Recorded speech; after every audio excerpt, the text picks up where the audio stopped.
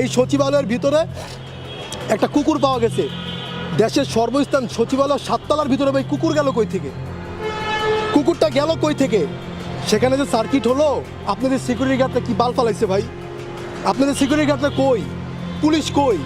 একজন ফায়ার সার্ভিসের কর্মীরা ট্রাক চাপা দিয়ে চলে গেল।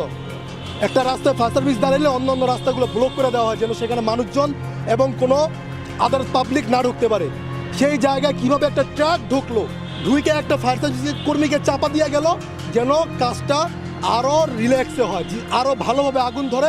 আগুন ধরার মাধ্যমে যেন সচিবালয় সব যত আকাম কুকাম করছেন সব ফাইল যেন পুড়ে যায়। সচিবালয় ভাই, আমার বাসাও 4 সাইডে 5টা 6টা সিসি ক্যামেরা আছে নিরাপত্তার জন্য। এটা সামান্য বিল্ডিং, এই প্রেস ক্লাবের আশেপাশে 4-5টা সিসি ক্যামেরা আছে শুধু নিরাপত্তার জন্য। ক্যামেরা জ্বলে যেতে পারে, হার্ড ডিস্ক তার জ্বলে যেতে পারে না, হার্ড ডিস্ক তার ভিতরে থাকে না, মোবাইলের অ্যাপ থাকে। সচিবালয়ের মতো জায়গায় যেটা মোবাইল দিয়ে বাইরে থেকে প্রশাসন দেখতে পারবে যে সেখানে কি হচ্ছে, সেই ফুটেজ দেখতে চাই, কোন জায়গায় আগুন লেগেছে, কে আগুন লাগিয়েছে, এর তথ্য বের করতে এখন বিকাল 5টা 6টা বাজে, 6টা পর্যন্ত সময় লাগে না। 1 ঘন্টায় সিসি ক্যামেরা টান দিলে বের হয়ে যায় কে আগুনটা লাগাইলো, কিভাবে এত বড় একটা আগুন লাগলো। যখন সামান্য একটা তারে আগুন লাগবো সাথে সাথে ফায়ার অ্যালার্ম বেজে যায়। যে কোনো একটা ছোটোখাটো জায়গায় আগুন লাগলে ফায়ার অ্যালার্ম বেজে, অথচ বাংলাদেশের সর্বোচ্চ জায়গায় সচিবালয়ে আগুন লাগছে, এখানে কি ফায়ার অ্যালার্ম বাজে নাই? তোমাদের পুলিশ কর্মকর্তারা রাতের বেলা কি সেখানে ডিউটি করে না? আচ্ছা মনে করো তোমরা বললা যে সচিবালয়ে রাতের বেলা কেউ ডিউটি করে না, এটা আমরা মেনে নিলাম। তো রাতের বেলা যদি ডিউটি না করে, যদি সচিবালয়ে ডাকাত ঢুকে, তখন তোমরা কি করবা? আগুনের বদলে যদি ডাকাত ঢুকতো তখন তোমরা কি করতে হবে আমারে বলো? যদি সেখানে আইন শৃঙ্খলা বাহিনী থাকতো, ঠিক আছে, তাহলে আগুন লাগার সাথে সাথেই ফায়ার এক্সিট যে ছোটো যে গ্যাসের বোতল আছে ওটা দিয়ে তোমরা নিভাই দিতে পারো, তলপিটটা আগুন বাস।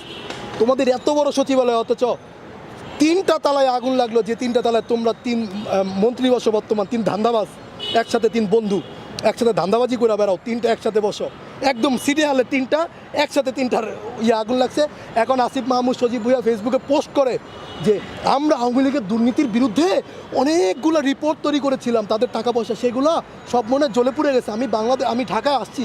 আরে বেটা, নাটক বাদ দে বেটা, আগুন লাগার আগে কেন এই পোস্ট করতে যে আওয়ামী লীগের বিরুদ্ধে সকল তথ্য আসছে? আগুন লাগার বিরুদ্ধে কেন ওবায়দুল কাদেরকে গ্রেপ্তার করতে 3 মাস যখন দেশে ছিল তখন কি করছস তোরা?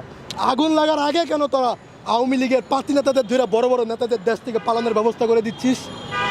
আপনার এই আন্দোলনের সবচেয়ে কুখ্যাত একজন খুনি আপনার ডিবি হারুন আমেরিকায় গেছে, এটা আপনারা জানেন, ইন্ডিয়া দিয়ে যায় নাই।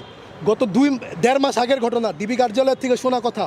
গত 1.5 মাস আগে তাকে বাংলাদেশের এয়ারপোর্ট থেকে পার করে আমেরিকার পাসপোর্ট দিয়ে তিনি আমেরিকায় চলে গেছেন। কিভাবে গেল তাহলে? ডিবি হারুন কিভাবে দেশ থেকে পালালো? আওয়ামী লীগের লোকজন কিভাবে এখন পুনর্বাসন করে? বৈষম্য বিরোধী ছাত্র আন্দোলনের বিভিন্ন কমিটিতে, নাগরিক কমিটিতে আওয়ামী লীগের লোকজন কিভাবে ভিড় করে?